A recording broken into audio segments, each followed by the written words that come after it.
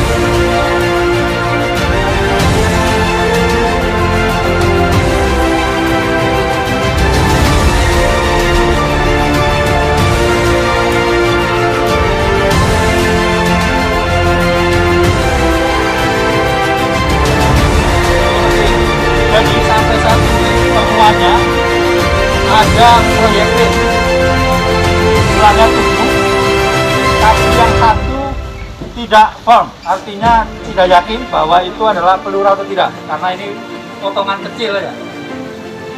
Yang kedua, selongsong jumlahnya 4 selongsong peluru. Terus kemudian ada 9 bagian mobil, ada yang bekas lampu sen, terus juga bagian mobil yang lainnya. Terus ada CCTV, bagian CCTV ada 4. Terus kemudian yang lain-lain ada 2. Artinya lain-lain ini ada misalnya bekas earphone begitu. Karena ketemu di kilometer 50 yang kami anggap itu bagian terkait dengan peristiwa. Masyarakat, sosial media yang menyampaikan soal kesimpulan temuan penyelidikan Komnas HAM terkait meninggalnya 6 orang anggota FPI ini dipastikan itu bohong, tidak benar. Jangan bohong. Jadi bukan dari sampai Komnas saat HAM, ini kami bukan tidak pernah bukan bohong. menyampaikan kesimpulan. Bukan bohong, tapi bukan dari Komnas HAM gitu deh. Temuan yang ada. Jadi tidak ada kesimpulan. Ya, gitu Analisa benar. saja belum. Gitu. Bukan Jadi bohong, kami berarti. tahapnya masih mengumpulkan keterangan-keterangan. Dan ini temuan ini adalah tambahan keterangan ini. Begitu ya. Bukan polisi karena sudah menghadirkan lengkap tim penyidik yang ada. Ada yang di soal forensiknya, balistiknya, otopsinya, sampai kepada Jangan nembak. yang lain. Jangan nembak. Jangan nembak. Jangan Oke nembak. ya, sudah ya. Jangan nembak. Jangan nembak. Jangan nembak. Gimana ya nembak? Baru polisi bukan Pak. Bayar. Wah. Pulangin pajak gua.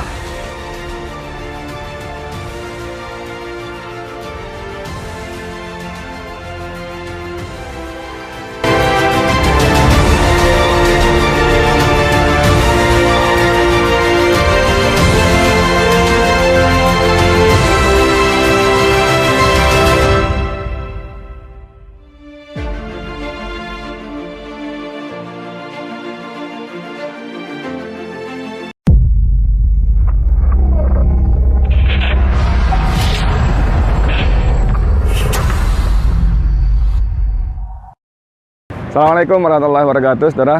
Dengan Edi Mulyadi. Sekarang saya ada di kantor Komisi Nasional Hak Asasi Manusia, daerah Menteng, Jakarta Pusat. Anda lihat di seputar ini, nanti teman kita kamera akan menunjukkan banyak sekali karangan bunga. Karangan bunga dukungan mengungkap kebenaran atas penembakan dan wafatnya warga sipil, 6 anggota Laskar FPI. Di sana juga banyak seberang jalan, sebagian dirusak. Tapi saudara sekalian, ini sudah beberapa hari yang lalu ya. Jadi wanginya nggak ada. wanginya udah nggak ada.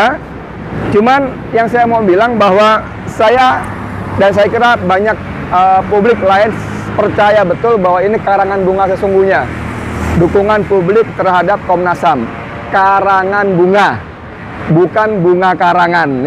Beda ketika misalnya banyak bunga karangan yang memenuhi halaman dan sekitar Polda Metro Jaya dan Kodam Jaya ketika kasus polisi dengan baliho dan sebagainya. Kita ke dalam.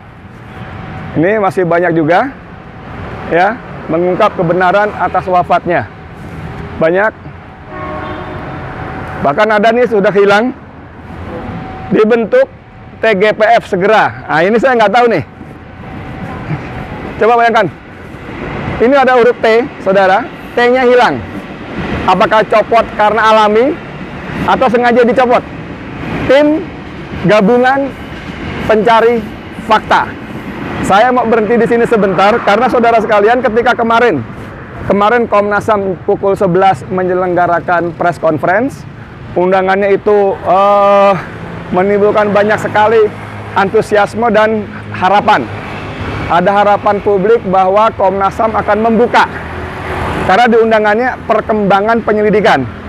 Tapi kalau itu yang Anda harapkan, saya juga termasuk yang kecewa kemarin datang karena ternyata Komnas HAM tidak membuka apa-apa kecuali memaparkan menemukan proyektil, menemukan apalagi selongsong peluru, kemudian sudah mengambil rekaman percakapan, rekaman CCTV dan sebagainya. Ini kemarin di penjelasan resmi dari Komnas HAM. Tidak ada seperti yang diharapkan oleh publik, misalnya, benarkah 6 orang itu ditembak di lokasi? Oke, itu barangkali tidak masuk itu. Tapi dengan melihat luka-luka, luka lebam, luka bakar, kemaluan yang bengkak dan terbakar dan sebagainya, tadinya Komnas HAM publik itu berharap, ya, Komnas HAM akan mengatakan, ya, ada penyiksaan. Ternyata itu pun tidak muncul. Bahkan rumah penyiksaan, saudara, rumah penyiksaan yang muncul beberapa hari di jagat media kita, sosial kita maupun media-media online kita, pun dibantah. Baik siapa namanya, Khairul Anam maupun BK Hulung Hapsara, atau siapa lagi, kemarin satu lagi, itu membantah bahwa Komnas HAM tidak pernah menyebut-nyebut tentang rumah penyiksaan. Saudara, pagi tadi sebelum saya kemari, saya menghubungi tim lawyer 6 Laskar FPI yang terbunuh, Saudara Ajis Yanuar. Saya katakan, Bung, ini soal rumah penyiksaan bagaimana? Karena ketika saya googling, antara lain menyebut Anda sebagai narasumbernya. Tapi Bung Ajis mengatakan, oh, kalau dibaca baik-baik, saya cuma menyatakan bahwa saya cuma mengutip ada media katanya menulis soal rumah penyiksaan. Dan jawaban saya waktu itu tadi, kalau memang ada begitu, pokoknya dari FPI akan mendukung Komnas HAM. Nah, jadi rumah penyiksaan pun dibantah. Dan kemarin BK Hapsara Wulung itu mengatakan bahwa kalau ada soal rumah penyiksaan segala macam itu bohong. Saya agak menyesalkan kalimat bohongnya itu. Kalau misalnya dalam konteks begini, kalau ada berita narasi yang mengatakan Komnas HAM menyebut rumah penyiksaan itu bohong, oke, itu bisa. Dalam arti bohong Komnas HAM pernah menyebut itu oke. Tapi tentang eksistensi keberadaan rumah penyiksaan sendiri, tentu tidak bijak kalau kita ujuk-ujuk di awal-awal mengatakan itu bohong. Karena dalam temuannya, itu laskar yang disiksa itu ada kemaluan, mohon maaf ya, kena benda keras, bengkak itu pasti kena benda keras, ditendang atau dipukul. Kalau versi polisi dalam rekonstruksi mengatakan bahwa itu dieksekusi atau digarap dalam mobil, hampir mustahil. Nggak mungkin dalam mobil kita bisa nendang kemaluan sampai bengkak begitu. Jadi ada kemungkinan rumah penyiksaan itu ada dan masuk akal. Cuman bagaimana nanti, akhirnya kita akan coba lihat. Nah, saudara sekalian, banyak ya. Percayakah kita sama Komnas HAM? Harusnya percaya. Karena Komnas HAM ini dalam konteks ini bisa dianggap sebagai benteng terakhir. Seperti ketika KPK sebelum revisi undang-undangnya. Banyak publik percaya KPK akan menuntaskan kasus-kasus korupsi. Namun ketika direvisi, ya kita tahu akhirnya seperti apa. Apalagi ditambah ketua KPK adalah jenderal polisi aktif. Ya udahlah, itu nasib kita. Nah, kembali ke sini Komnas HAM, kita percaya. Tapi melihat gelagat yang terjadi, apalagi kalau kita baca di sini, ini siaran pers resmi Komnas HAM. Di situ ada kalimat mengatakan, bahkan belakangan juga muncul tindakan-tindakan doxing dan serangan terhadap personality anggota Komnas HAM. Doxing itu mengungkap data personal pribadi di media tanpa seizin yang bersangkutan. Misalnya si A disebut main ini, main itu, punya rumah ini, punya pacar ini, punya gundik itu, segala macam, itu doxing. Pokoknya hal-hal tentang pribadi yang dianggap tanda kutip negatif diumbar kepada publik tanpa persetujuan si yang bersangkutan, itu doxing. Kemudian di sini disebutkan juga ada tindakan-tindakan dan serangan terhadap personality. Nah, kalau bicara soal serangan, saudara, mungkin nggak terjadi. Oh, sangat mungkin. Karena kisah pembunuhan 6 anak muda ini oleh polisi seperti yang dikatakan Kapolda Metro Fadil Imran, itu tentu akan mengusik banyak orang. Bahkan kalau ini ditelusuri dengan baik, tidak mustahil akan mengungkap jaringan-jaringan di atasnya lagi. Posisi di atas sekedar Kapolda, bisa jadi Kapolri, saya nggak tahu, bahkan mungkin Presiden, nggak tahu, bisa jadi. Sehingga banyak ada kelompok-kelompok yang berkepentingan agar ini tetap tertutup dengan rapat. Katakanlah beginilah. Katakanlah kita berhusnuzon, berpositif thinking bahwa Komnas HAM tetap transparan, independen, berintegritas, berani menepis semua tekanan. Tapi sesuai prosedurnya katanya, seperti yang disebutkan dalam berita sebelumnya, bahwa Komnas HAM hasilnya paling banter cuma rekomendasi saja. Dan berita sebelumnya mengatakan bahwa rekomendasi itu akan dilaporkan kepada Presiden. Kita melihat pengalaman yang sudah rekomendasi Komnas HAM tentang pelanggaran HAM tidak ditindaklanjuti oleh pemerintah. Saudara sekalian, tadi saya katakan ada TGPFT-nya hilang. Saya tidak tahu apakah Komnas HAM berani menepis tekanan-tekanan, intimidasi. Karena ketika saya membuat laporan di kilometer 50, ketika saya dipanggil Bareskrim, teman-teman wartawan senior mengutip penjelasan sahabatnya yang juga mantan komisioner Komnas HAM, dia mengaku bahwa dalam menjalankan tugas-tugasnya mengungkap kebenaran seputar penegakan dan hak asasi manusia, dia mengalami banyak intimidasi, bahkan ancaman. Dalam sebuah informasi itu dia mengatakan sebaiknya Edi pergi dulu deh ke luar negeri boro-boro. Tapi itu menggambarkan bagaimana mengerikannya ancaman-ancaman. Dan pada kasus ini saya sangat percaya tidak mustahil Komnas HAM, komisionernya entah Hairul Anam atau kemarin BK atau yang lainnya lah, siapapun dia di Komnas HAM tidak mustahil akan mendapat tekanan-tekanan. Nah, untuk itu saudara, kita mendorong dibentuknya tim gabungan pencari fakta. Walaupun pemerintah melalui Mahfud MD mengatakan pemerintah tidak berniat membentuk TGPF, silakan aja. Walaupun Presiden setelah diam beberapa hari, kemudian dia ngomong tentang pembantian ini, yang omongannya sungguh sangat mengecewakan, karena dia justru mengatakan masyarakat jangan semena-mena, negara tidak boleh kalah. Ini kan aneh, Mas Jokowi, Mas. Yang semena-mena itu aparat. Rakyat, masyarakat nggak bisa semena-mena, nggak punya apa-apa, gila banget, nggak punya apa-apa. Jadi ucapan Anda, sampean yang mengatakan masyarakat jangan semena-mena itu kebolak-balik, Mas. Harusnya sampean sampaikan kepada aparat yang punya senjata, yang punya pistol, yang punya bentungan, yang punya kekuasaan. Jangan semena-mena kepada rakyat, itu baru presiden yang benar, ya. Jangan dibalik-balik.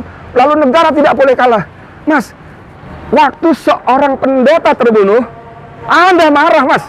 Ini ada 6 anak muda terbunuh, disiksa, Anda tidak komentar apa-apa, justru begitu komentar, menyakitkan hati umat, menyakitkan hati rakyat, menyakitkan hati keluarga yang dibantai. Nah, kembali ke soal tadi, kita dorong ada tim gabungan pencari fakta yang tidak hanya Komnas HAM, tapi ada lembaga-lembaga, institusi, kelompok-kelompok swasta yang concern, peduli dengan penegakan HAM. Baru setelah itu kita boleh percaya atas hasil-hasilnya. Persoalan pemerintah tidak mau bentuk, monggo. Kadang-kadang kita juga nggak perlu SK pemerintah kok, nggak perlu. Saya dorong misalnya Bung Natalius Pigai, misalnya Bung Hari Azhar, atau perempuan siapa untuk ketua kontras yang baru. Kalian kumpul, bentuk TGPF, kerja. Walaupun sekarang bukti-bukti banyak dihapus, dihilangkan, nggak ngerti lah. Kayak kilometer 50 itu sudah habis semua, ya. Jadi itu yang dibentuk, dan saya ingin mengutip artikel dari sahabat saya, M. Rizal Fadilah, reporter senior juga di FNN. Dia menulis artikel berjudul "Meragukan dan Mempercayai Komnas HAM". Saya mau kutip paragraf terakhirnya saja. Dia mengatakan, alangkah ruginya jika menjadi unsur tak terlibat dalam perbuatan, tetapi ikut terhukum karena menyembunyikan kebenaran. Sebaliknya, pahala besar akan diberikan Allah SWT bagi mereka yang berlaku jujur dan memberi banyak manfaat bagi kehidupan orang banyak. Komnas HAM, kami ingin percaya kepada kalian. Komnas HAM, saatnya saat ini kalian menunjukkan bukti bahwa kalian bisa tetap independen, berintegritas, dan transparan. Komnas HAM, kami ingin katakan bahwa kisah ini, pembantaian 6 anak muda ini adalah momentum yang sangat besar dan berharga bagi Komnas HAM untuk membangkitkan kepercayaan publik. Selamat bekerja, kita tunggu hasilnya. Saya Edi Mulyadi untuk FNN. Assalamualaikum warahmatullahi wabarakatuh.